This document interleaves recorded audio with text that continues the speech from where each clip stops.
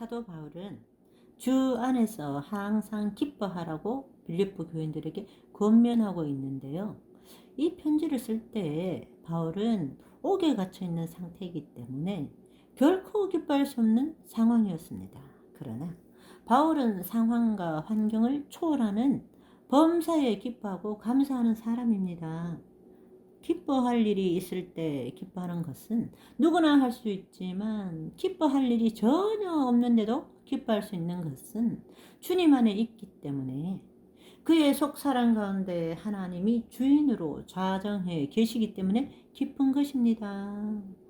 천지를 창조하신 하나님, 전지전능하신 하나님께서 나의 속에 들어와 있는데 기쁘지 않을 수가 없죠.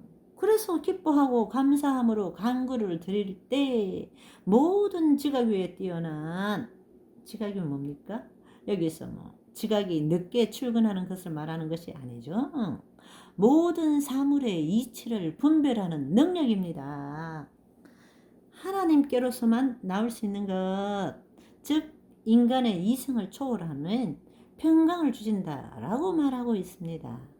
빌립보서 4장 9절, 너희는 내게 배우고 받고 듣고 본 바를 행하라. 그리하면 평강의 하나님이 너희와 함께 계시리라. 참 부러운 말씀이죠.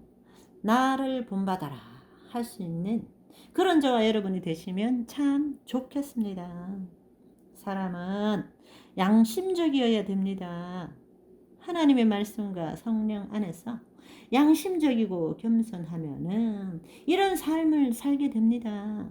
자, 세 번째 단계 경건이죠. 하나님을 믿으면 어떻게 돼요? 우리 마음에 평안이 있다고 했습니다.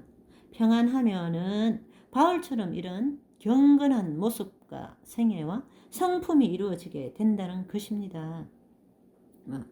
구원받아야지, 무엇이든지 정결해야지, 내가 14만 4천이 되는데, 그렇게 도전하시면 많이 좌절하실 것입니다. 하나님께서는 하나님과 진짜 살아있는 관계를 원하십니다. 내가 너희를 신뢰하고 믿는 것처럼 너도 나를 신뢰하고 믿어줘야 돼. 이럴 때 하나님께서 우리 인생 가운데 역사하시면서 이 세 번째 단계 속에 풍요롭게 인도해 주세요. 마음이 넉넉하고 평안해야 경건의 열매가 맺힙니다.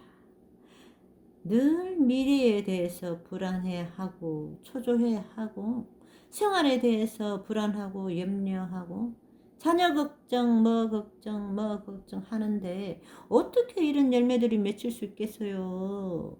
맺히려고 하면 염려가 들어와서 꽉 잡아버리는데, 마음이 초조하고 근심 걱정이 차 있으면은 이 경건한 신앙이 안 됩니다.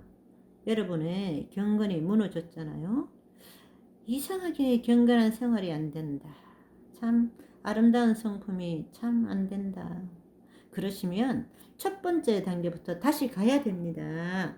감사로 첫 번째 단계가 무엇인지, 두 번째 단계가 무엇인지 계단을 하나하나 차근차근 밟아 올라가야 돼요. 이것이 회복이 되면 이 세 번째 참된 경건은 살아납니다. 자연히 살아나게 되어 있습니다. 이 첫 번째, 두 번째 단계가 여러분의 마음과 생애 가운데 이루어지지 않으면 자꾸 예민해져요. 성격이 자꾸 쉽게 상처받고 감정적이 되고, 조그만 문제가 생겨도 흔들리게 됩니다. 풍요롭고 확고함이 없어져요. 이것을 잘 아셔야 됩니다. 우리는 다 이것을 배워가는 사람들입니다. 부끄럽게 생각할 필요가 없어요. 계속 배우고 있는 것입니다. 오늘 말씀을 통해서 성령께서는 여러분 각자의 문제를 다 아십니다. 속 사정을 깨뚫고 보십니다.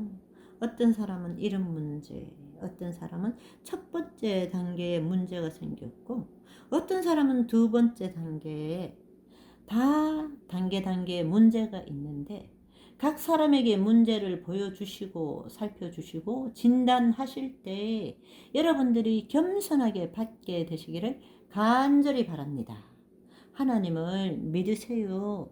하나님을 정말 온 마음으로 다해 믿으시면 그 마음에 하늘의 평강이 찾아옵니다. 그런 사람은 생각하고 계획하고 말하는 것이 다 경건하게 되어 있어요. 하나님의 말씀 안에서 이루어지게 되어 있습니다. 그것은 열매이기 때문에 그런 것입니다. 예수님께서 친히 말씀하셨죠. 좋은 나무마다 아름다운 열매를 맺고, 이걸 만들어내거나 조작하려고 하지 마세요. 위선입니다. 그렇게 해서 될 일이 아니에요. 형제들아, 무엇이든지 참되며 무엇이든지 경건하며 무엇이든지 옳으며 무엇이든지 정결하며 무엇이든지 사랑할 만하며 무엇이든지 칭찬할 만하며, 이것을 어떻게 만들어낼 거예요? 인간이 뭐 하려고 생각하면, 보자, 이것이 경건한 건가? 가만히 있어봐라. 이게 마태복음 몇 장에 어떻게 나와 있지? 이렇게 해서 만들어 놓고 다듬어 나가는 것이 아니라는 것입니다. 여러분, 손해나 이익, 내가 이것을 했을 때 손해가 생기고 내가 저것을 했을 때 이익이 생기고 그렇게 생각하지 마세요. 내가 이것을 했을 때 내게 행복이 따라오고 내가 저렇게 하면 불행해지고, 이렇게 생각하면 안 되고, 단지 하나님의 뜻이 무엇이고 경건함이 무엇이냐, 거룩함이 무엇이냐, 그것을 먼저 생각하고 거기에다 모든 인생의 초점을 맞추고 살아가는 거예요. 그러면 거기에 고난도 생기고 슬픔도 생기고 어려움도 생길 수 있겠죠. 그런데 하나님을 믿음으로 평강이 찾아오고 상황이 역전된다라는 것입니다. 이것이 하나님께서 우리를 인도하시는 방법입니다. 내가 이런 결정을 하면 하나님께 영광이 돌려지게 될까? 내가 무엇을 하면 사랑하는 우리 주님 예수 그리스도의 이름이 거룩히 여김을 받을까? 이런 생각으로 사시라는 것입니다. 나를 중심으로 생각하는 것이 아니라 하나님을 중심으로 생각하는 것입니다. 이것이 거듭난 사람들의 특징이에요.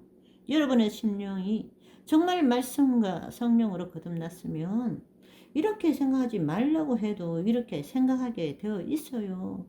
이것은 다르게 생각을 못해요. 심령이 거듭나 버리면 하나님께 꽂혀 있는데, 많은 사람이 이런 패턴으로 생각하죠. 야, 내가 이런 계획을 세우면 내가 돈을 좀 더 많이 벌 거야.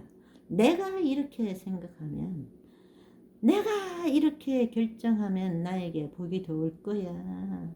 내가 저렇게 하면 내가 더 높은 자리에 올라가겠지? 내가 이렇게 결정하면 내가 성공하겠지? 초점이 어디에 맞춰져 있어요? 나에게 맞춰져 있다는 것입니다. 나. 이것이 불행과 염려로 들어가는 길입니다. 그런데 바울은 그렇게 하지 말라고 그러잖아요. 성령으로 인도받는 사람들은 무엇을 하든지 참되기를 원하는 것입니다. 잘 보세요. 이 차이가 뭔지, 한쪽에서는 결과에만 맞췄어요. 내가 이렇게 해야, 내가 저렇게 해야. 그런데 결과보다 과정을 중요시 하시는 저와 여러분이 되시기를 바랍니다. 이제 내가 살아도 주 위에 살고,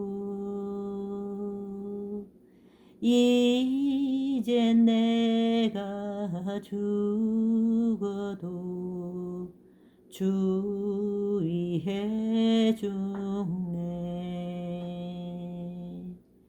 하늘 영광 보여주며 나로라 하네.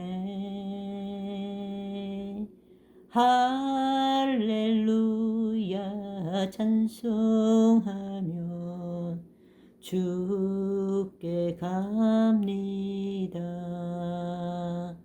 그러므로